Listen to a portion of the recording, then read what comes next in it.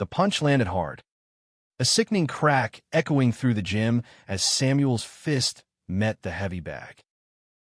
His father's voice roared over the noise. "Hit harder. Sam, you're not some weakling." At 16, Samuel's world was a cage of expectations. Each strike a desperate attempt to prove something he never believed in. Seattle's rain-slicked streets glistened outside the gym, but inside, the air was thick with sweat and tension. Samuel, lean but wiry, stood in the ring, his dark hair matted against his forehead, green eyes burning with a mix of defiance and exhaustion. His father, Richard, a former Marine with a jaw like granite, loomed at the edge, arms crossed. "You're not leaving until you land a proper hook," he barked. To Richard, mixed martial arts was the forge to make his son a real man, a cure for the softness he feared in Samuel's quiet demeanor. But Samuel's heart wasn't in the fight, not this kind. Anyway, at school, Samuel was a ghost, slipping through the halls of Roosevelt High with his head down, avoiding the jocks who'd mock his slight frame or the way he'd linger too long watching Ethan Caldwell, the school's golden boy. Ethan, with his tousled blonde hair and easy smile, was everything Samuel wasn't: confident, popular, untouchable. Samuel's crush was a secret he buried deep, knowing his father's wrath would be merciless if he ever suspected. Yet, every stolen glance at Ethan felt like a rebellion, a spark of something alive in a life dictated by fists and fear. The gym was Samuel's prison, but it was also where he learned to survive. Each jab, each grapple, carved strength into his body, even if it couldn't touch the ache in his soul. Richard's mantra, "toughen up or break," was a shadow over every moment. At home, their small Capitol Hill apartment was a battlefield of silence and shouting matches. Samuel's mother had left years ago, unable to endure Richard's relentless control, leaving Samuel alone to bear the weight of his father's expectations. "You're not like those other boys," Richard would say, his voice laced with disgust, though he never named what he feared. Samuel knew. He always knew. One rainy evening, after a grueling training session, Samuel slipped out of the gym early, craving a moment of freedom. He wandered to Pike Place Market, where the neon lights flickered against the wet cobblestones. The crowd was alive with laughter, street musicians strumming guitars, and vendors calling out. Samuel's breath caught when he spotted Ethan, standing under an awning, sketching the chaos of the market in a worn notebook. His cream sweater clung to his frame, damp from the drizzle, and his brown eyes sparkled with focus. Samuel hesitated, heart pounding, but something bold stirred in him. He approached. "Hey, Ethan," Samuel said, voice barely above a whisper. Ethan looked up, surprised but warm. "Sam, right? Didn't know you hung out here." His smile was disarming. And for the first time, Samuel felt seen, not as a fighter, not as Richard's son, but as himself. They talked, words tumbling out easily, about art, music, the way the city felt alive at night. Ethan's laugh was soft, unguarded, and Samuel felt a dangerous hope bloom in his chest. Maybe he wasn't alone. Weeks passed, and their chance meeting became stolen moments at the market, in coffee shops, by the lake in Volunteer Park. Ethan was out, unapologetically himself, and his confidence was a lifeline for Samuel, who still hid his truth. But Richard's suspicions grew. One night, he found a sketch Ethan had given Samuel, a simple drawing of a boy with green eyes. Unmistakably Samuel. "What is this?" Richard demanded, his voice a low growl. Samuel froze, the sketch crumpling in his father's fist. "You're not one of them," Richard spat, the word a blade. Samuel's silence was answer enough, and the slap that followed echoed louder than any punch in the ring. The next day, Samuel showed up to school with a bruise blooming across his cheek. Ethan noticed immediately, his eyes darkening with concern. "Sam, what happened?" he asked, pulling him aside in an empty hallway. Samuel's throat tightened, shame and fear warring within him. But Ethan's hand on his shoulder was steady, grounding. "You don't have to go through this alone," Ethan said softly. For the first time, Samuel let himself believe it. Their bond grew, tentative but fierce, a quiet rebellion against a world that demanded Samuel be someone he wasn't. Ethan taught him to see beauty in the small things, a sunset over Puget Sound, the way rain danced on the pavement. Samuel taught Ethan to throw a punch, laughing as they sparred playfully in the park, their breaths visible in the chilly air. Each moment was a step toward freedom, but Samuel knew the cage of his father's expectations was closing in. One night, as they sat by the lake, Ethan reached for Samuel's hand, his touch warm against the autumn chill. "You're stronger than you think," Ethan whispered, his brown eyes locking with Samuel's green ones. The world felt still, perfect for a single heartbeat. But perfection is fragile, and Samuel's world was about to shatter. The lake's surface rippled under the moonlight, reflecting the tension in Samuel's chest as he sat beside Ethan, their fingers still laced together. That moment of peace was a lie, a fleeting escape from the storm brewing at home. Richard's discovery of the sketch had cracked something open, and Samuel knew the fallout was coming. The next morning, Richard was waiting in the kitchen, his eyes cold as steel. "You're done with that boy," he said, his voice low and final. Samuel's heart raced, but he stood his ground, the bruise on his cheek still tender. "His name is Ethan," Samuel said, voice shaking but firm. Richard's face twisted, and before Samuel could brace himself, his father's fist slammed into the table, splintering the silence. "You're not that kind of man," Richard roared. "I raised you better." Samuel wanted to scream that he wasn't raised to be a man at all, just a weapon, a shadow of his father's ideals. But the words stayed lodged in his throat. School became Samuel's refuge, though it was far from safe. Whispers followed him in the halls, fueled by rumors about the bruise and his time with Ethan. The jocks, led by a hulking senior named Tyler, sensed weakness. "What's with you and Caldwell?" Tyler sneered one day in the locker room, shoving Samuel against a wall. "You two fags or something?" The word hit like a punch, but Samuel's training kicked in. He dodged Tyler's neck shove, slipping out of reach, his body moving faster than his fear. Ethan appeared, his presence calming, and pulled Samuel away before things escalated. "They're not worth it," Ethan said, but Samuel's hands trembled with the urge to fight back, not for himself, but for Ethan. Their relationship deepened in secret. Stolen kisses behind the bleachers. Late-night texts that lit up Samuel's dark bedroom. Ethan's openness was a beacon, but Samuel struggled to match it.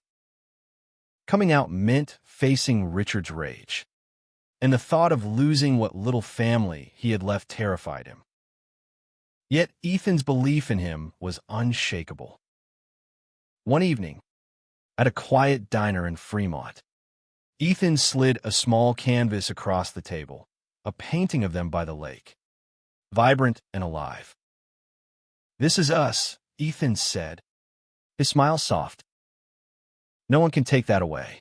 Samuel clutched the canvas, his heart swelling with a love he wasn't sure he deserved. But secrets don't stay buried in a city like Seattle, where gossip spreads like wildfire. Richard caught wind of their relationship through a neighbor, a busybody who'd seen them together at the park. That night, Samuel came home to find his room ransacked, the canvas torn to shreds. Richard stood in the doorway, his face a mask of fury.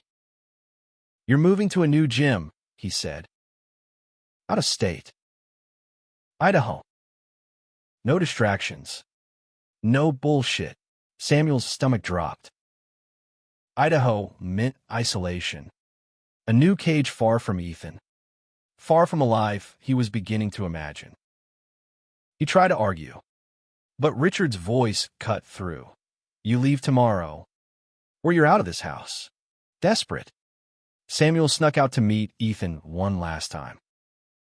They met at their bench by the lake, the air heavy with the threat of rain. Ethan's eyes were red, but his voice was steady. "You don't have to go," he said. "You're 18 soon. You can choose your own path." Samuel wanted to believe him, but the weight of his father's control felt unbreakable. They held each other as the first drops fell, the world blurring around them. "I'll come back for you," Samuel whispered, though he wasn't sure he believed it. Idaho was a wasteland of strip malls and endless fields.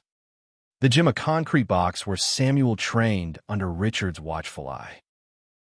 The new coach, a grizzled ex-fighter named Coach Daniels, pushed Samuel harder than ever, sensing the raw talent beneath his reluctance. Samuel's body grew stronger, his strikes sharper, but his heart was elsewhere.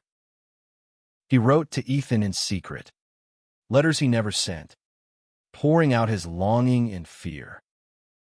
Each night, he stared at the ceiling, replaying their moments by the lake, clinging to the hope that he could escape.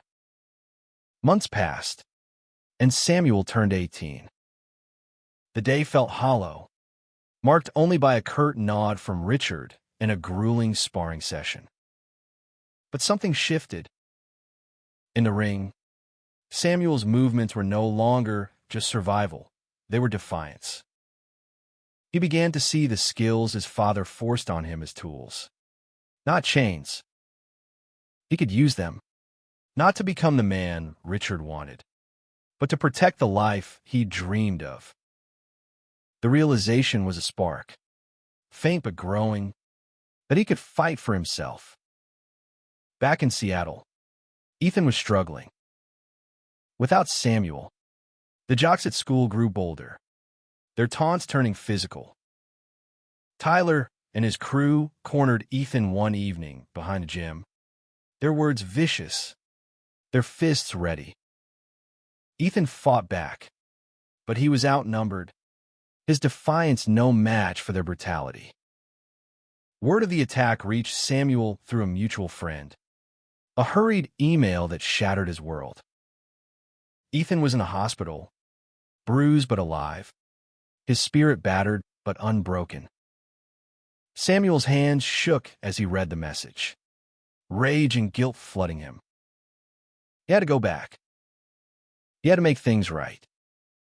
The bus to Seattle rumbled through the night, its engine a low growl that matched the storm in Samuel's chest. He'd left Idaho with nothing but a backpack and the money he'd saved from odd jobs. His father's voice still ringing in his ears. "You walk out. You're no son of mine." Samuel didn't look back. Seattle greeted him with familiar rain, the city's pulse pulling him toward Ethan. At the hospital, He found Ethan in a sterile room, his face bruised but his smile unbroken when he saw Samuel. "You came," Ethan whispered, his voice hoarse. Samuel took his hand, the weight of his absence heavy between them. "I'm never leaving again," he said, the words a vow. Ethan's recovery was slow, but Samuel was there every day, bringing sketches to make him laugh, holding him through the nightmares. Their love, once fragile, hardened into something unyielding. But the city wasn't safe. Tyler and his crew were still out there, their hatred a festering wound. Samuel knew they wouldn't stop, not unless someone made them. He trained harder, not for Richard's approval, but for Ethan, for himself. Coach Daniels, who'd followed Samuel's progress from afar, sent a message offering to train him back in Seattle. "You got heart, kid," Daniels wrote. "Use it." Samuel joined a new gym in Belltown, its gritty atmosphere a far cry from Richard's sterile control. Here, he honed his skills with purpose, each punch a step toward protecting what mattered. One evening, as Samuel and Ethan walked through Pioneer Square, Tyler's voice cut through the crowd. "Look who's back," he sneered, flanked by his crew. Samuel's body tensed, years of training snapping into focus. Ethan gripped his arm, urging him to walk away. But Samuel saw the fear in Ethan's eyes, the same fear he'd felt under Richard's fist. "Stay back," Samuel told Ethan, stepping forward.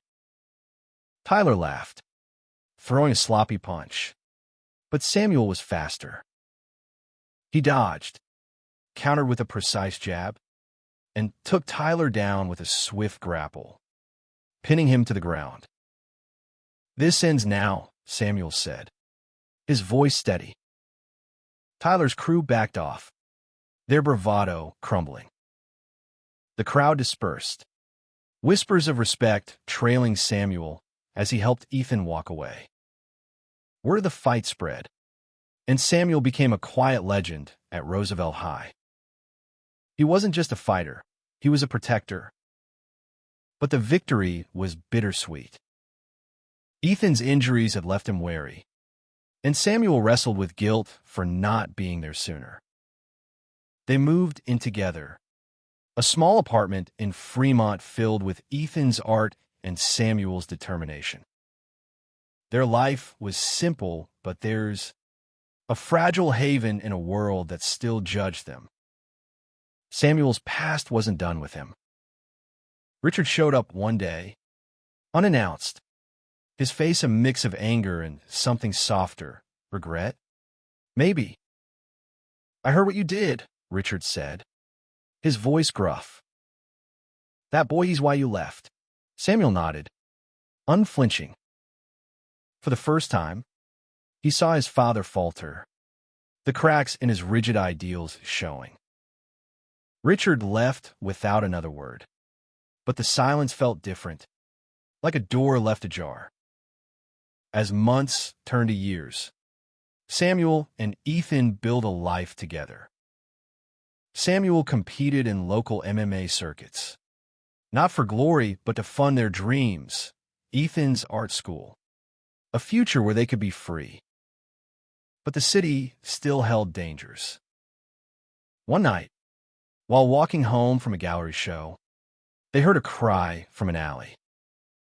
A teenager, no older than 16, was cornered by a group of older boys, their taunts viciously familiar. "Faggot," one spat, raising a fist. The boy's eyes were wide with fear, his skinny frame trembling. Samuel's blood ran cold. He saw himself in that boy, saw Ethan's pain, saw every moment he'd been forced to hide. Without a word, he stepped into the alley, Ethan at his side. "Back off," Samuel said, his voice a low warning. The attackers laughed, but Samuel's presence was commanding. His body coiled with the strength of years in the ring. One lunged, and Samuel moved like lightning, disarming him with a swift block and a controlled takedown. The others scattered, leaving the boy shaken but unharmed. The teen's name was Lucas, a runaway who'd been kicked out for being gay. His story was a mirror of Samuel's, and the pain in his eyes was too familiar. Samuel and Ethan took him in, offering their couch and a promise of safety. Lucas was wary, but Samuel's quiet strength and Ethan's warmth broke through. They helped him find a shelter, connected him with a local LGBTQ center, and checked in regularly. Samuel saw it as more than a rescue. It was a chance to rewrite his own story, to give Lucas the support he'd once craved. Lucas's presence in their lives changed everything.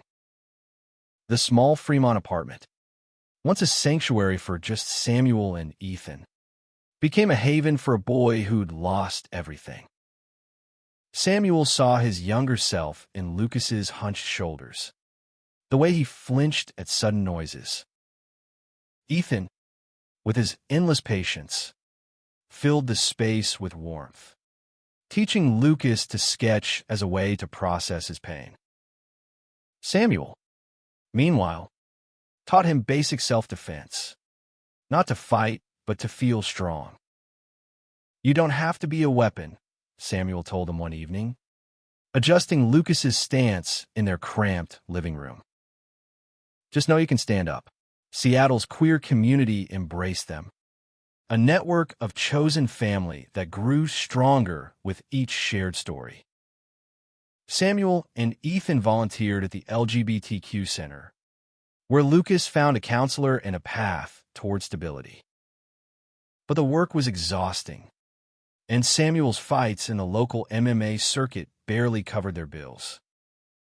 Ethan's art was gaining attention, but galleries were slow to pay. They scraped by, their love a tether through the strain. One night, at a community event in Capitol Hill, Samuel overheard a conversation that stopped him cold. A group of teens whispered about a new gang targeting queer kids in the city, their attacks growing bolder. Lucas, now more confident but still vulnerable, was back at school, and Samuel's protective instincts flared. He started patrolling the streets near the center, his MMA training a quiet assurance. Ethan worried, but he understood. "You're not just fighting for us anymore," Ethan said, kissing Samuel's forehead. "You're fighting for all of them." The gang struck again, this time a late-night vigil for a trans teen who'd been attacked. Samuel was there, standing among the crowd, holding candles. When he saw them, 3 figures in hoodies, their faces shadowed, circling the group. Lucas was nearby, his eyes wide with recognition. "That's them," he whispered, gripping Samuel's arm. The air crackled with danger, and Samuel's body moved before his mind caught up. He stepped forward, placing himself between the gang and the crowd. "Walk away," Samuel said, his voice calm but edged with steel. The leader, a wiry man with a cruel smirk, laughed. "Or what? Hero." He swung, but Samuel was ready, deflecting the blow with ease and countering with a controlled strike to the man's shoulder, enough to stagger him without escalating to chaos. The other 2 hesitated, then charged. Samuel's training took over, years of grappling, striking, enduring, his movements precise and deliberate. He disarmed one, pinned the other, and held his ground until security arrived. The crowd cheered, but Samuel's focus was on Lucas, who stood frozen, tears streaming down his face. The incident made headlines, the local paper calling Samuel a guardian of Capitol Hill. He hated the attention, but it brought resources to the center, donations, volunteers, a spotlight on the violence queer youth faced. Ethan framed the article, hanging it in their apartment with a quiet smile. "You're changing things, Sam," he said. Samuel wasn't so sure. He felt the weight of every kid like Lucas, every story like his own, and wondered if he could ever do enough. Richard reappeared, this time at the gym where Samuel trained. He'd seen the news, heard the whispers about his son's courage. "You're using what I taught you," Richard said, his voice softer than Samuel had ever heard. It wasn't an apology, but it was close. Samuel nodded, guarded. "I'm using my way," he said. Richard lingered, as if searching for words, then left. Samuel didn't need his approval anymore, but the encounter stirred something, maybe closure, maybe hope. Lucas thrived, his sketches turning into bold murals that adorned the center's walls.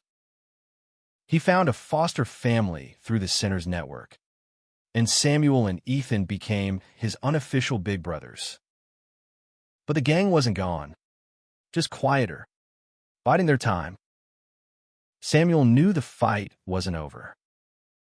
He trained harder, not out of fear, but purpose, his fists carrying the weight of every kid who'd ever been told they didn't belong. One evening, as Samuel and Ethan walked home, a figure emerged from the shadows, a boy, younger than Lucas, his lip bloodied. "They're after me," he gasped, his voice trembling. Samuel's heart sank. Another kid, another story. He looked at Ethan, who nodded, and they took the boy to safety, their apartment once again a refuge. As they bandaged his wounds, Samuel realized this was his fight now, not in the ring, but in the streets, in the lives of kids who needed someone to stand up for them. The boy's name was Caleb, barely 15, with a mop of curly hair and eyes that held too much fear for someone so young. He'd run from a group home after being outed, only to find himself targeted by the same gang Samuel had faced at the vigil. Sitting on their couch, wrapped in one of Ethan's old sweaters, Caleb told his story in halting whispers. Samuel listened, his jaw tight, while Ethan made tea, his calm presence a counterpoint to Samuel's simmering resolve. Seattle's winter settled in, gray and relentless, mirroring the tension in their lives. Samuel's days were split between training, working odd jobs, and checking on Lucas and Caleb. The LGBTQ Center became a second home, its walls covered in Lucas's art, its rooms filled with kids seeking safety. Samuel started a self-defense class there, free for anyone who showed up. He taught them not to fight, but to protect, to stand tall in a world that tried to knock them down. Caleb joined, his small frame growing steadier with each session. Ethan's art was gaining traction, his paintings of Seattle's queer community drawing crowds at local galleries. One piece, a portrait of Samuel in the ring, his green eyes fierce yet tender, sold for enough to cover their rent for months. "You're my muse," Ethan teased, but Samuel saw the truth in it. Their love was the heart of everything they built. Still, the gang's shadow loomed. Reports of attacks on queer youth spiked, each one a reminder that their fight was far from over. Samuel's classes grew, drawing kids from across the city.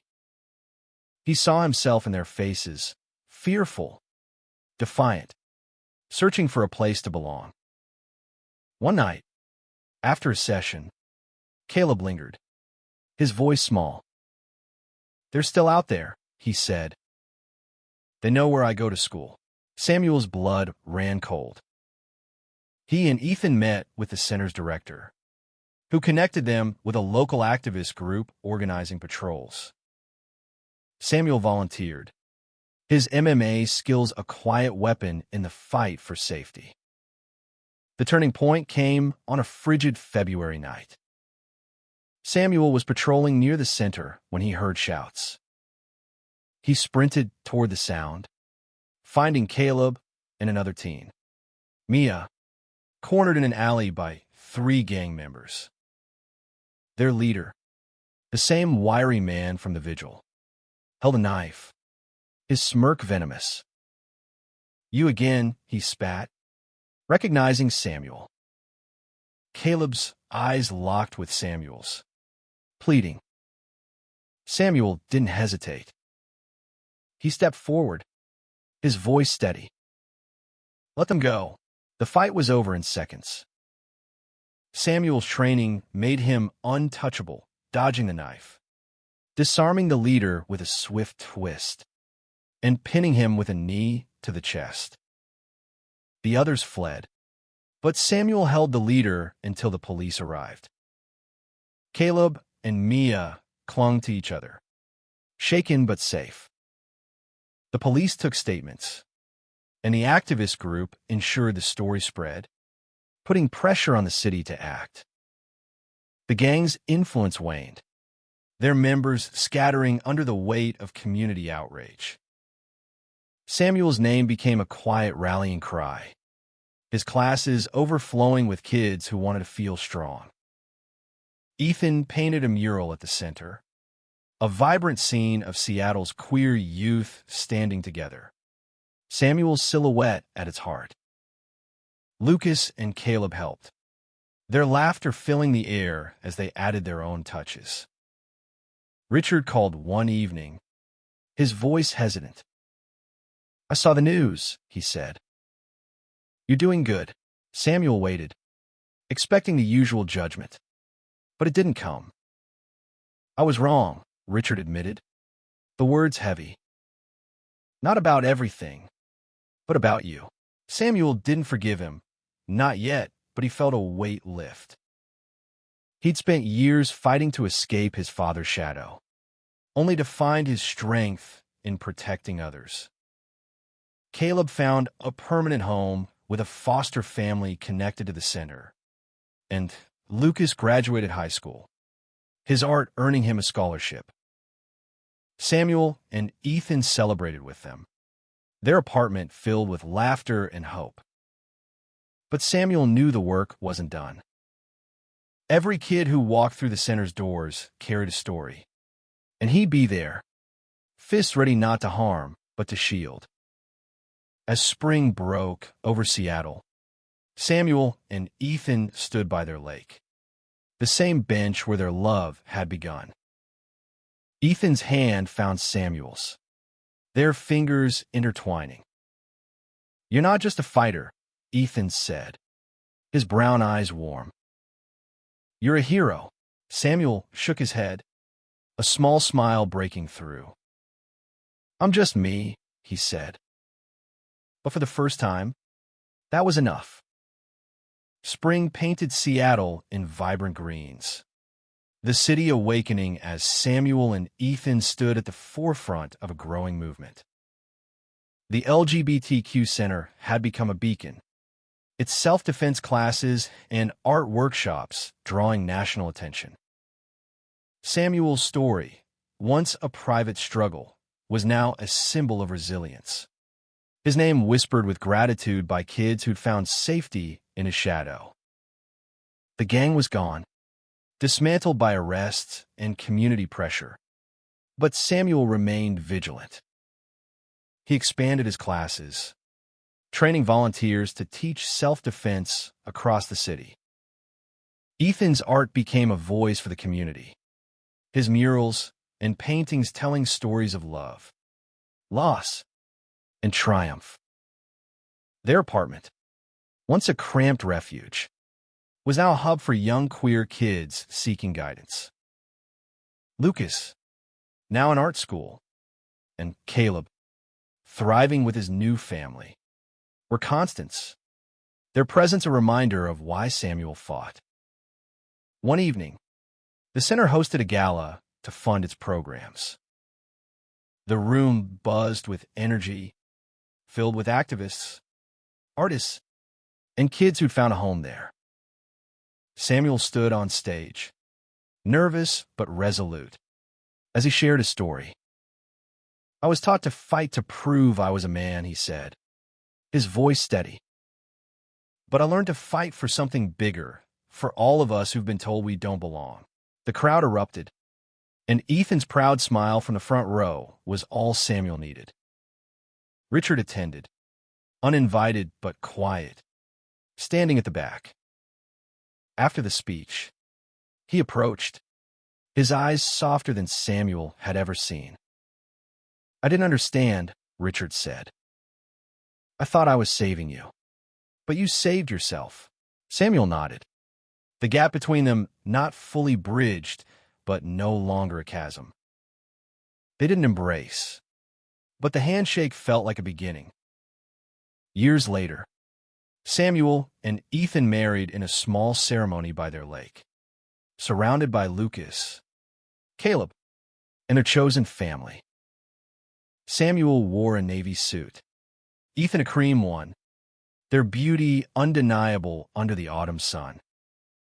The vows were simple but fierce, a promise to fight for each other, for their community, for every kid who needed a champion.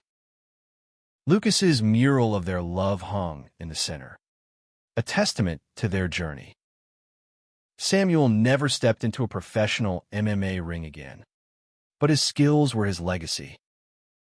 He trained a new generation, not to fight for glory, but to stand up, to protect, to live unapologetically. Caleb became a counselor, Lucas an artist whose work inspired thousands, and the center grew into a network across the state. Samuel's life, once defined by his father's fists, was now defined by love, Ethan's, the community's, his own. As they stood by the lake one evening, years after that first tender moment, Ethan traced the scars on Samuel's knuckles. "You turned pain into purpose," he said. Samuel smiled, his green eyes reflecting the water. "We did," he corrected. The city hummed around them, alive with possibility. And Samuel knew this was the fight that mattered, building a world where no one had to hide who they were. Their story wasn't just theirs anymore. It was Lucas's, Caleb's, and every kid who walked through the center's doors. It was a story of survival, of love that refused to break, of fists that protected instead of harmed. Samuel had been forced into a cage to become a man, but he'd broken free to become something greater, a hero, not just for himself, but for everyone who needed one.